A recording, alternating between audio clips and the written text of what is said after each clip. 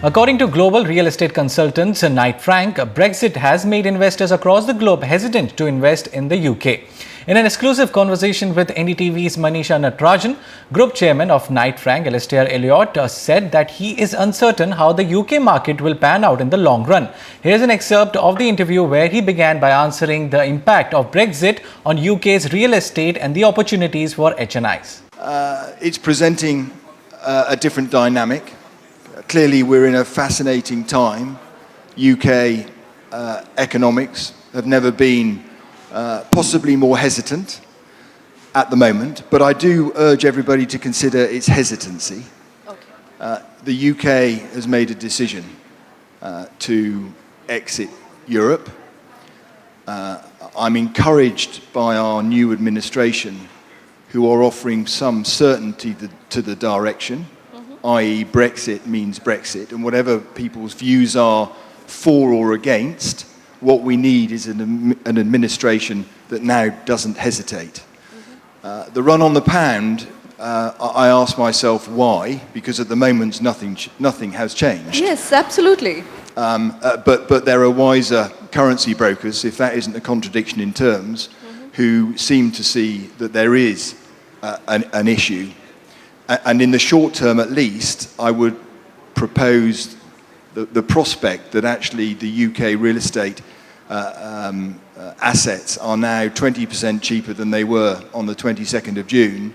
And to my mind, that presents a very interesting set of circumstances for overseas investors to consider.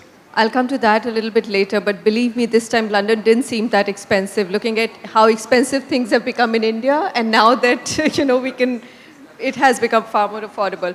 All right, so let's just look at real estate per se. It is the place, one of the most desired cities for a lot of ultra high net worth Indians to buy into. How would you convince them that, look, don't catch a falling knife?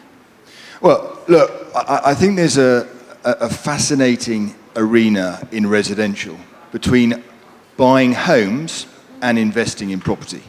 I want London to become a place where people want to live and work, the creation of homes. I know everyone, not surprisingly perhaps, gets slightly obsessed by the headlines of the prime market. And yes, that has been very vibrant in London over the last 5 or so years, post the world financial crisis.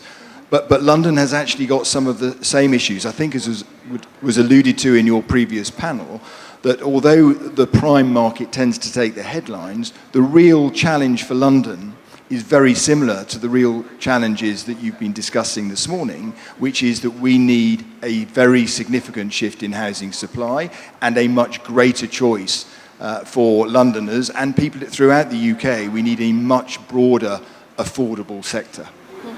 All right. Just place now the real estate environment, not just in UK, but also Europe per se. Generally, the growth in economies there has been subdued. Brexit comes as another event which is making investors nervous. Do you feel that there is an overhang in terms of people buying real estate at the moment in all of Europe? Yes, I think, thanks to the UK's decision, there is hesitancy everywhere in Europe. Some of those are because of the UK's decision. Some of those are because of their own domestic issues. So we've got elections coming up in France. We've got elections coming up in Germany. The outcome of those is far from certain. We've got our ongoing discussions ourselves with Brexit, and lurking in the background, crucially important for us all, are the US elections. A subdued global economy, or a more subdued global economy. So there are a whole lot of things in the mix, more so than ever.